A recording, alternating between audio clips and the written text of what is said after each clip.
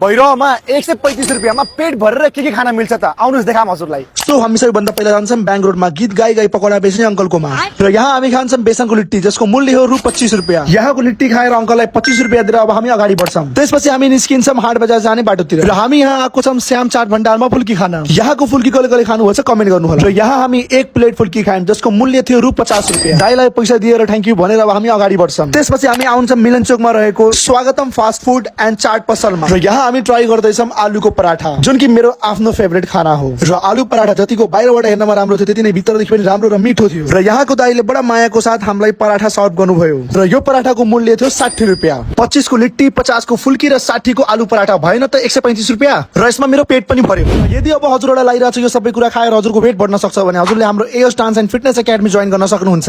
अहिले हाम्रो Zumba सेक्सनमा free admission चलिरहेको छ र मन्थली फी पनि मात्र 1000 रहेको छ र वेट लसको फुल ग्यारेन्टी रहेको छ। अब ढिला नगरिकन आजै हाम्रो एओस dance and fitness academy join गरिहाल्नुहोस्। हामीसँग एकदम लिमिटेड सिट रहेको छ। थप जानकारीको लागि स्क्रिनमा दिएको नम्बरमा कन्ट्याक्ट गर्न सक्नुहुन्छ।